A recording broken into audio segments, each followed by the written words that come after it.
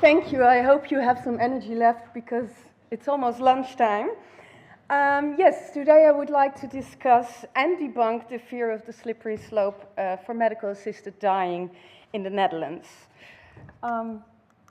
What do we mean by a slippery slope? Well, the idea that a relatively small first step leads to a chain of significant, often negative, unforeseen consequences. Let's give you an example. If we allow emotional support dogs, like Ollie and Mia, I saw in the Jane's presentation, what's going to stop colleagues from bringing their emotional support horses or support snakes and so on? That's what we mean by a slippery slope. So the idea of a slippery slope for medical-assisted dying goes something like, if we allow medical-assisted dying for patients that are mentally competent and that are suffering from terminal illnesses, we will eventually allow assisted dying for patients that do not suffer from terminal illnesses, like the examples you see here on the sheet behind me. This topic may sound familiar for you because our former NVVE lawyer Laura De Vito, who's I think present in this room, she wrote an article on this topic back in 2018, and she presented that in the Cape Town conference that same year. And if you would like to read about all these categories, I highly recommend to read Laura's article on this topic. It's accessible on the World Federation website. But today I would like to focus on patients that suffer from psychiatric disorder.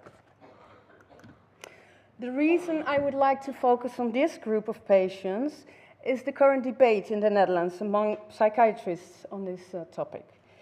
In this debate, the opponents of assisted dying for patients that suffer from psychiatric disorder argue that the law is being stretched and medical-assisted dying for these patients shouldn't be allowed. So first, let's go to the facts. You see in this graphic, it shows in blue the total reported assisted dying in the Netherlands over the last 10 years. As you can see, the numbers are gradually increasing. And the graphic shows also the numbers for patients with psychiatric disorder as well. You see it in pink. It's really small down there. And you see it's also increasing, but very gradually, and holds a really tiny share in the total. And in the Netherlands, each case of assisted dying, sorry, it's not my native speaking here, so each case of assisted dying has to be reported to the General Review Committee.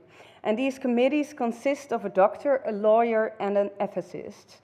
And they assess every case and give a judgment. Does the assisted death comply or not with the due care criteria of the law? And if you're interested, a selection of these judgments is published on their website, available in English as well. And every year, it's only a handful of cases that don't comply completely with these criteria. So in 2023, there were only 5 in total on the total of more than 9,000 cases of what we call it euthanasia. And this percentage is steady over the years. The former slide showed the medical aid in dying for patients with psychiatric disorder has been common practice over the last 10 years in the Netherlands, although the numbers are small. But how is this regulated in our law on assisted dying that came into force in 2002? And by law, I mean the bill. What does the law say here? Well, the brief answer is nothing. This probably makes you wonder, how is it arranged? Well, one of the criteria in the bill is there must be unbearable and irreversible suffering. But the law itself doesn't state that this suffering has to be from a somatic illness. As a matter of fact, the law doesn't speak of a medical condition at all. Thus, the suffering can also be caused by a psychiatric disorder. And the bill came into force in 2002 and can be seen as a codification of case law by our Supreme Court in the decades prior. In 1994, the Supreme Court ruled that medical-assisted dying for patients with psychiatric disease is allowed. However, the Supreme Court formed two extra requirements.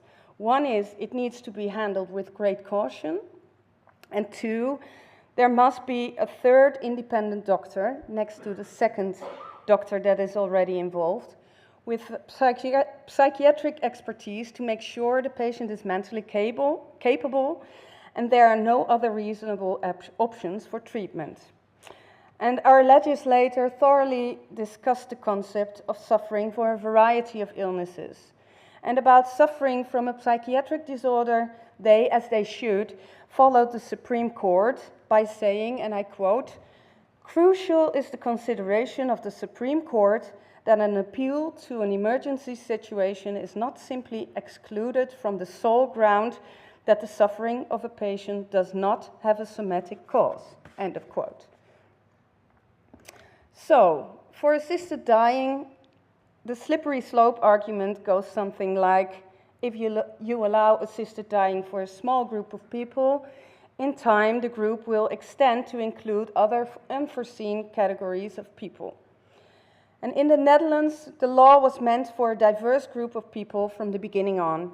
I showed you that the assisted dying for patients with psychiatric disorder is anchored in our legal system and foreseen by our legislator. Thus, the law is not being stretched. No evidence are also of people who don't meet the criteria.